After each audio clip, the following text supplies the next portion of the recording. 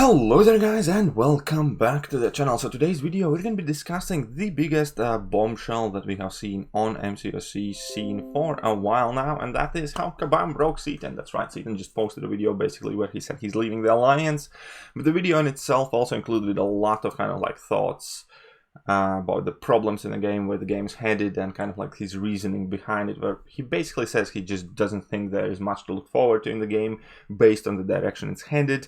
I think, personally, I feel that Act 7 beta probably was the last nail in the coffin after catastrophical dogshit disaster that was Act 6.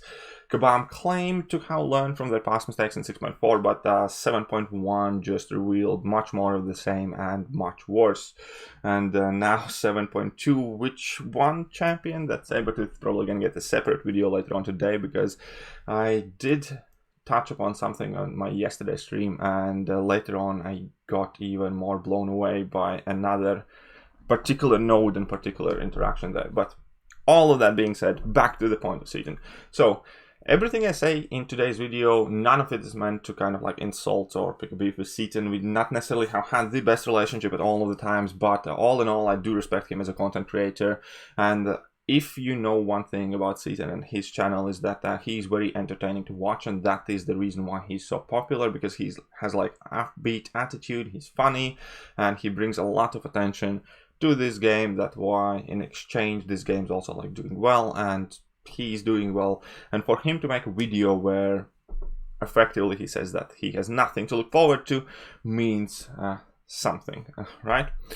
So let's just jump to the next thing. Basically, the main talking points what he can discuss is that alliance events are rubbish and underwhelming, and therefore there's no real need anymore to be in a high tier alliance, because the things that endgame players care about currently in the game is tier 5 plus catalysts, 6-star shards, 6-star 6 stones, and 6-star awakening gems. None of the 5-star crap really matters, especially if you have already to date pretty much all of the 5-star champions in the game, and you have access to Koala crystals and you're willing to spend money on them, or simply you have everything you need already. And even in my position, I do have some 5-star champions missing, but I don't care about 5-stars really all that much anymore. I just want to start progressing on my 6-star roster.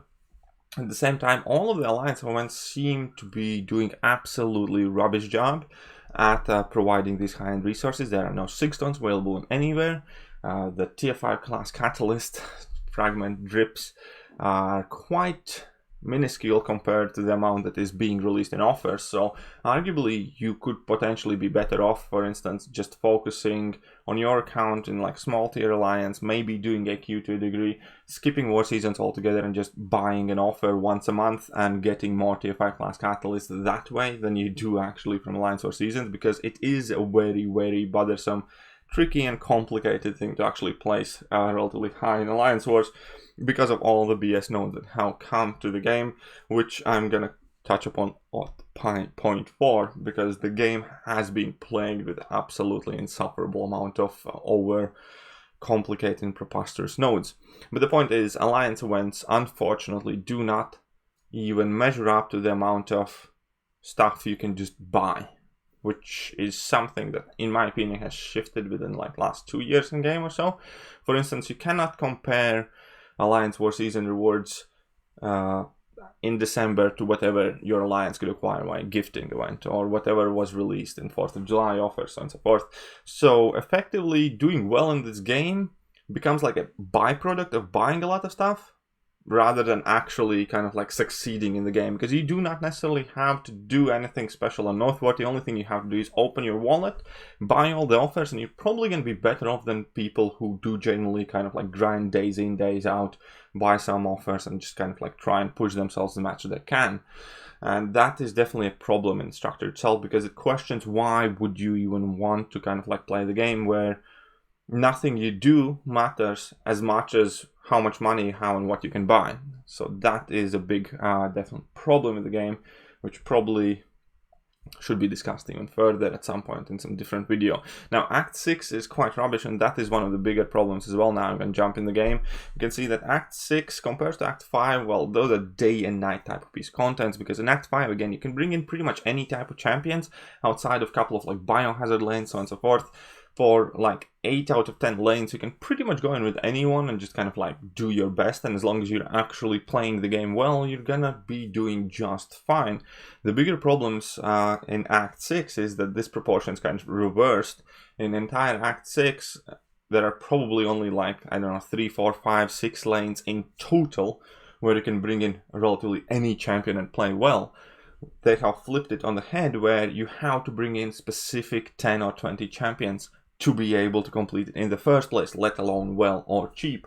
And that is kind of like the drastic dynamic shift. If previously, vast majority of the lanes in Act 5, for instance, just required you to be good at the game and have relatively decently ranked up champions, now it requires you to have exactly the champion that Kabam has told you to have, otherwise you're not going to be able to complete it even with all the money in the world. And obviously that implies more crystal openings, more roster building, and more money spending, which is just boring and annoying. And the boring bit comes from the fact that you end up playing the same 15-20 champions in Act 6 for pretty much all of it, because there are 20 champions or so who are good for these lanes, who can deal with the problems presented, and then the rest of the roster just kind of falls behind, and that also makes this game much more boring. Because, yeah, you just get to use the same champions over and over again, and you can't really bring in somebody just because, or bring in somebody just because you like to play them. In Act 6, every path is kind of carefully crafted, and you as a player have to pick exactly the champions that can counter these obstacles. And if countering the nodes themselves has become so much more harder, and in addition, obviously, the later released champions also require some very specific counters. For instance, we have champions like Havoc, we have champions like Ebony Maw, we have champions like Korg, so on and so forth, that require very specific counters. So previously, our most annoying opponents were something like Green Goblin, where, oh my god, his special animations are wacky and he just gives you a lot of block damage, but you can still technically bring in any champion. Or if previously our more annoying opponent would be, I don't know, Spider-Man. Oh god, that the way it is annoying how I deal with this stun immune Spider-Man. Then now all of these requirements are amplified to a degree where you have to rely on very specific counters. And unfortunately for Kabam's balanced team or whatever, the game is not balanced at all. There are about 20 to 30 champions who are about up here, and then there are 150 champions who are somewhere down here. And that's it. Those 150 champions realistically will never kind of like seek some dominant use and decent time in endgame situations, unless specifically designed for, which is going to be a subject for my next video today, because I found something in Act 7 beta that's just was so ridiculously funny that I will make a video on. But yes, Act 6, starting with the 4-star ban, finishing with the gates in 6.2, then Kabam removing gates, adding the boost system and everything else they have done with it, is effectively just rubbish and has 100% without a doubt discouraged hundreds of thousands of people even trying to complete that content or quitting the game altogether, and I cannot blame them, because the mentality shift I had to go through when I was dealing with Act 6 was very kind of like severe and different, and it became much less about me having fun playing the game. It became much more about me trying to prove to myself that I'm able to do it and able to do it well. And I think that's quite very bad and sad direction for the game to go in, because I know myself by definition I'm a relatively competitive person. I don't like the idea that I cannot do something that I'm trying to do. And it's kind of like this spitefulness that I'm like, no, I'm going to do it, I'm going to find a way. But at the same time, it creates frustration when you have to deal with, I don't know, rogue on Do You Bleed node or something like that. That is just very annoying, miserable time that I'm willing to subject myself to just to kind of like prove myself that I can do it, I guess. And not everybody is wired like that. And at the base, game is meant to be a game, and game is meant to be enjoyed. And very little of Act 6 is actually enjoyable in its kind of like purest sense, what you would expect from a game, right? So that is a very unfortunate kind of turn of events there. And now Act 7 bait is horrific. I'm gonna discuss it very briefly, but base idea is that even though Kabam claimed that they have learned a lot from Act 6 and their mistakes, most notably probably referencing the gates in 6.2 and some other stuff, But it does appear that they have learned jack shit, and they have still added all of these obscure nodes when you can only deal damage when, or you have to do this too, and very kind of like narrow specific roster based nodes rather than skill based nodes, and vast majority of those nodes are punishing you rather than supporting you, and that's kind of like the difference. Like, we used to have nodes that could do both or do either at the same time. For instance, even when you currently deal with let's say biohazard can be a very cool node that punishes you if you are unprepared for it, because you're just gonna bleed to death and die, or it can empower your characters like Ghost, Omega Red, Colossus, so on and so forth. So if you know how to deal with it, you get a benefit. If you don't, you just get screwed. Instead, Kabam's releasing these nodes where you deal 90% damage less unless you do something, so on and so forth. And they go specifically in very small minute details, which very few champions can possess, and that immediately brings the question up of roster rather than skill. And also with, I would argue, Kabam's limited understanding of their own game. Sometimes even the solution that Kabam has intended in their minds for you is still rubbish, and then you just end up, I don't know, working around it. For instance, the Acid Wash Mysterio, there are like two options for that fight currently, which is King Root and the Man Thing. King Root is so horrible of an answer for Acid Wash Mysterio that you're probably just better off bringing in Ghost and treating that fight as a Labyrinth of Legends fight, or bringing in Aegon and treating that fight as a Labyrinth of Legends fight, rather than trying to do it with King Root. That just primarily showcases the definition of problem we have with Kabam right now. They make shitty ass nodes with shitty ass counters, expect us to do exactly what we are told, and when we don't and we complain that the game is just not interesting enough, they still do nothing about it, because that Acid Wash Mysterio is still in the game. It still has only 2 solid counters, or you effectively have to treat as Labyrinth of Legends. And it sucks. It just shows a gaming company who is inadequate, doesn't know their own game, has no compassion for their players and their mental health, I would argue, because that's why it's so frustrating. And yeah, and they are not able to offer decent solutions, or at the best scenario react to it and change that fight. So you can clearly see where many things are going wrong there. And again, I'm not gonna try and stretch this video out too long, so I'm gonna try and finish it up quickly. So no designs is basically what I just talked in the Acid Wash Mysterio. We have all of these incinerate, you have to incinerate opponent or you deal no damage. You have to shock opponent, you deal no damage. Now that there is that Mercy node that you have to like dex and then parry, and then it's an aspect of war where you can't parry, but there's going to be a plot twist. Stay tuned for the next video. I promise that is going to be a banger. But yeah, it's very, I would say, cash grabby, unfair, unfeasible, unrealistic amount of expectations to put on players to be able to accommodate within their rosters, within their questing team, within their skill set, in order to beat a content that just is, quite frankly, frustrating rather than enjoyable. But you still have to do it if you want to maintain your current position and ranking level of the game, I suppose. So they are definitely playing with people's patience at this point, I believe. And if Act 7 comes out as it is in beta, that could very well mean end of competitive MCOC players, well, or at least large faction for it, because more and more people daily are effectively just getting screwed over for Mr. Sinister in 6.2, Champion Boss in 6.26, Acid Wash Mysterios, King Groots and Thunderstruck, or what have you. And these fights are just unnecessary, annoying, and expensive and specific. And last point obviously would be far too many worthless champions, which is exactly what we kind of like discussed, is that yes, Kabam are revamping a champion, all the champions, but they do like 1 or 2 at a time, and they do it like twice a year. We have well over 50% of the champions in game that have no feasible use in a decent kind of like metagame.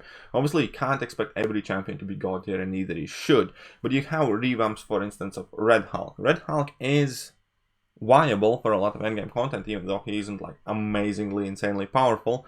But he's still a solid champion, and his rework is relatively simplistic.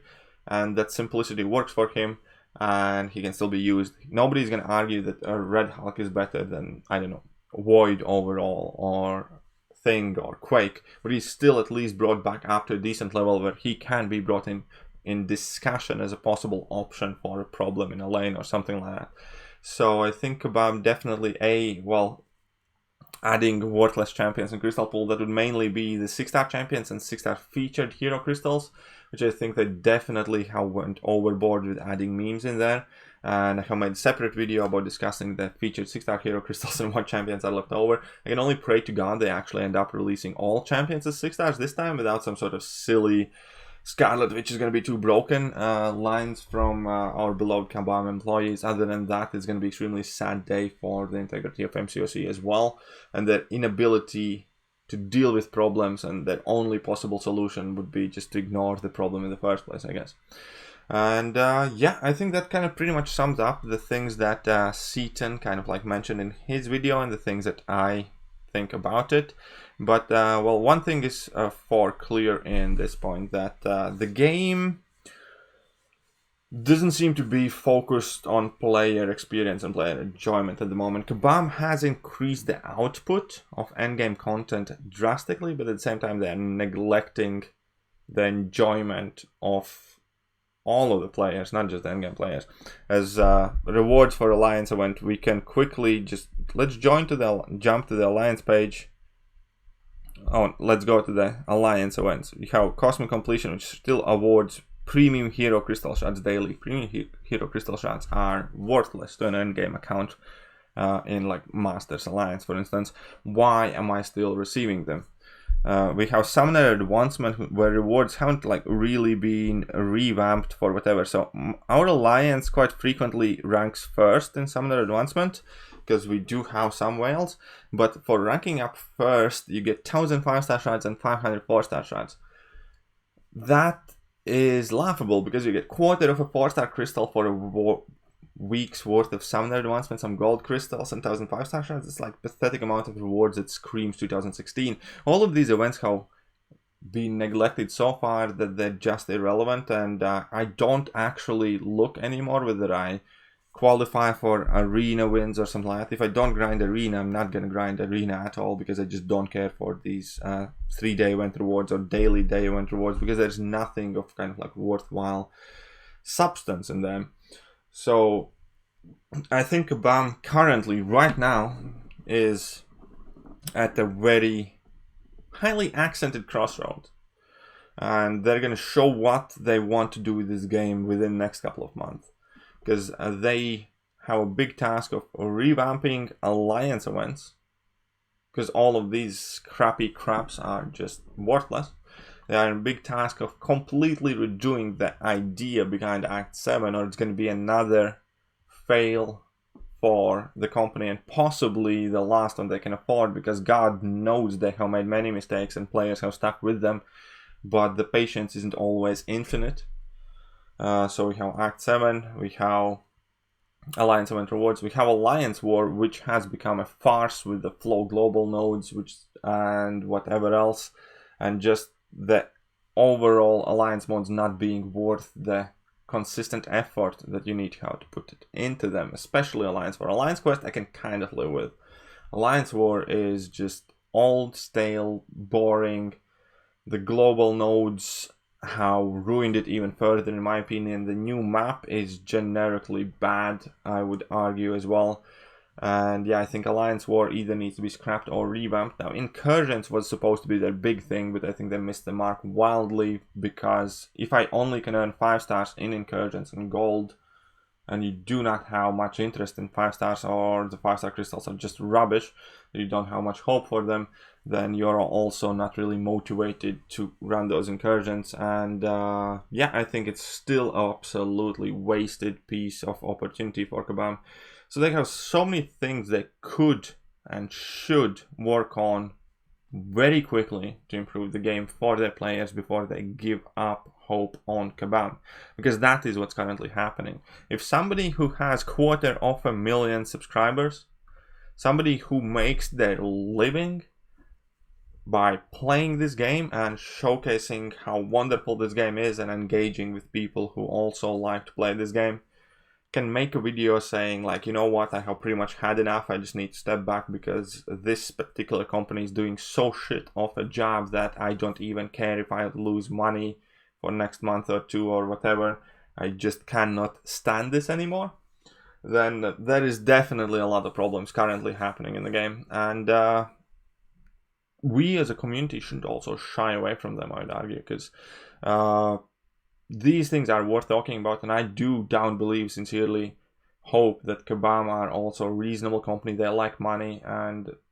sometimes they can also yield to their players and do something for us, like, you know, because we are effectively the ones that are paying them, and they should strike a decent balance of keeping the game competitive and interesting and challenging, but also not going as far to just completely alienating all of their players away with their just awful business decisions. But that will do for today. Let me know what you guys think. Again, I hope Seatin does better. I hope he regains his joy for the game, I'd say. Definitely do not want to pile some sort of criticism on the guy. Just yeah, he generally seemed quite fed up and depressed in his video, so wish all the best to him. And we're gonna show him a picture of Baby Yoda now spitting out a frog, just like Seatin spit out Model Concert Champions. If you didn't like today's video, well, then you can show yourselves out. I will not mind at all, but that is me done for today, and see ya.